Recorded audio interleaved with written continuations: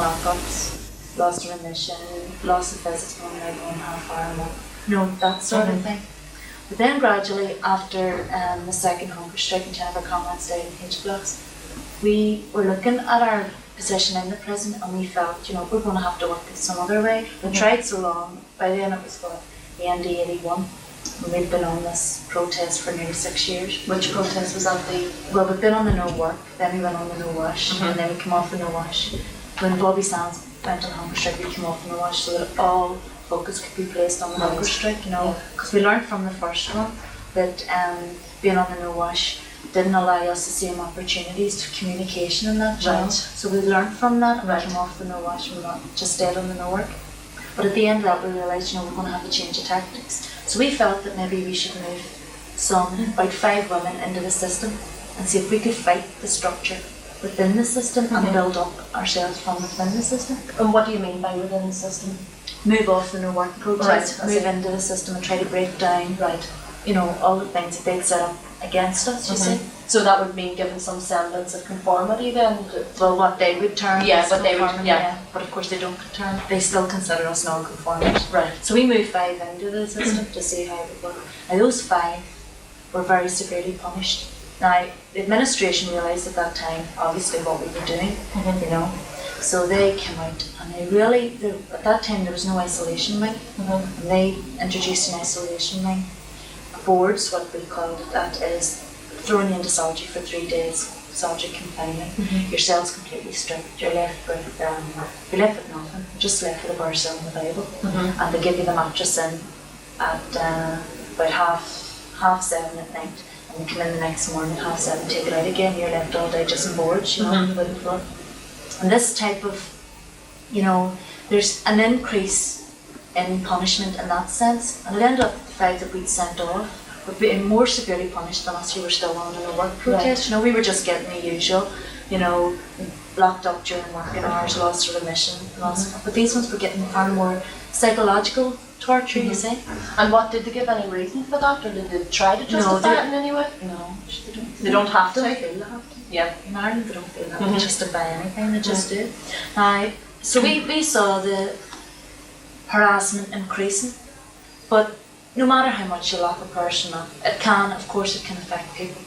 But they've done similar to this before, and throwing you into a bar cell, you're still been locked up for days and end. No, really, they're depriving you of all privileges, but it can be handled, and I think they felt themselves it wasn't enough. Do you feel that doing that actually strengthened the resolve of the women? Oh yeah, it strengthens your determination. Yeah. You're going to have to either survive it or you don't survive it. And if you have to fight the whole time. It's the only thing that's going to keep you going. If you don't fight, you just fall down and they walk over you completely, and you're finished, because they just go in and finish you off, But determination, comradeship is a big thing. Comradeship, social joy. But just to finish that, then we felt 1982. At the end of that, strip searching was introduced. Right. Now, it's our belief it was introduced as a political decision, because they had been stepping up harassment, and they knew we were moving into the system gradually, and they felt that so far all types of, punishment hadn't worked, and this really was their last. This is their trump card, yeah.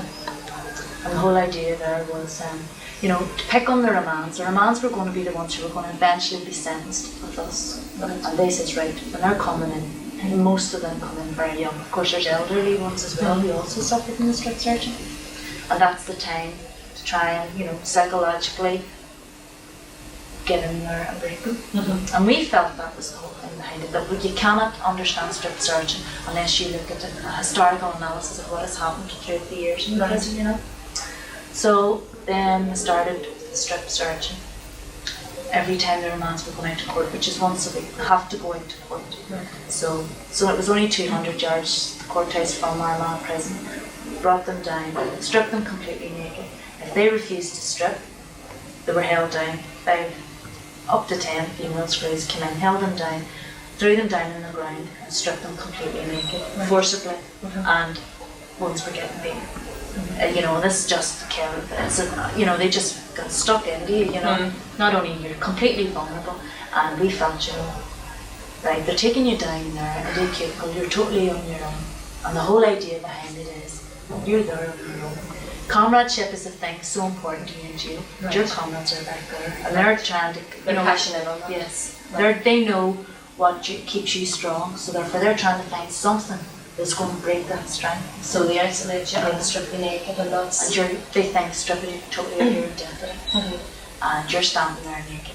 They're going through your clothes while you're just standing there naked, and then they come in, rub your hands, lift your feet up, rub your feet, turn around. Just as it's indicated in the play, that is exactly how they do. And you know, you're standing there and you're saying, I know exactly what they're trying to do here. I know what it is. And you just have to keep your mind on other things, or just, well, really what I did was, I know what you're trying to do to me, and you aren't going to get away with it because I know, I understand what you're trying to do. And, you know, you're the animal, it's not me, you know, and you're the one with the problem here. Right. So that's the way I just did it, you know, on my way out of jail. Like, I was in prison. I was never strip searched because when I was in remand, there was no strip searching, and I'd enter prison visits, and you're supposed to be strip searching those. But I refused to take the visit if I was to be stripped, and they said, okay, if you refuse to strip, you forfeit that visit. So I didn't get into prison visits anymore. So my first strip was actually the day I was being released. And I felt then, walking out after 10.5 years, you know, I was just saying to myself, this is it, this is the final kick, you know, the final insult we're going to hit you with, you know. It's like, what's a big security risk there? I mean, walking out of McCann prison as it was, you know, there is no security risk. But I knew that it isn't a security thing. No. It's nothing, because even, and I think the one example that proves this is the day we were moved from Ireland prison to McCann prison. That was on the 18th of March in 1986. Right, they were moving what they termed us as the top security Republican prisoners, right? And they felt that that's why a strip search was introduced, because we were all such, quote, terrorists, and therefore we were a big security risk to move anyway. They moved all of us from Ireland to McCann prison. They never stripped one of us, because they knew they couldn't strip us all, because public pressure may crucify them. So they wouldn't do it.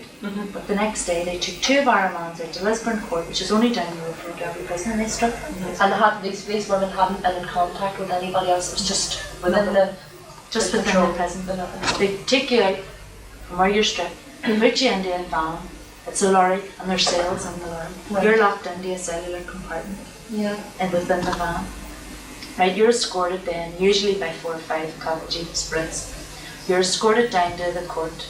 You're taken out of the sealed compartment. You're escorted into a cell into Lisburn Court. You're brought upstairs. You appear in Lisburn Court for about a minute. You're brought back down, locked back in the cell, and then they bring you out, lock you back into the compartment. You don't see anybody. You don't even see your sister. The sister has to come up to the jail to see you if he wants to see you. You don't see anybody. You're brought straight back to the prison. So that again would just reinforce the thing that it isn't the security thing, it's just a fallacy, that there's absolutely no logic. They feel it's a means to torture, oppress and repress them. And they feel that it's really the only thing that they have, because we've been through so much that, you know, they think that maybe this is one thing that will get through. So they just systematically tried various things, and that's a trump card, the strip search is a trump card. And so far they haven't come up with something else, but they probably will, because they're always trying. Yeah. People at work on it. The other thing, you've already sort of briefly touched on it there. You've seen the play Sign on the dotted line in rehearsal, and how do you feel about that in relation to the strip search campaign, or in relation to the issue of strip searching?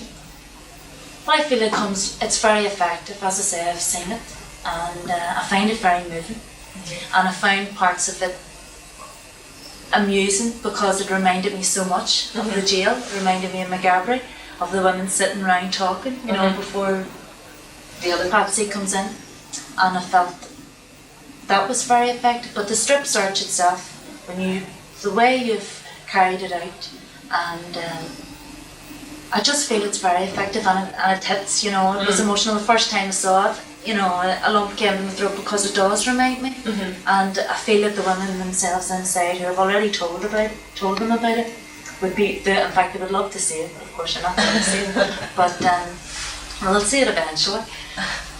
But I know they would love it too. And all the other women, Bridge and that, who have also seen it, they said to me, what did I feel? And I says, well, I thought it was very good. And they said, yes, they thought so too. I really do. It does. It's very...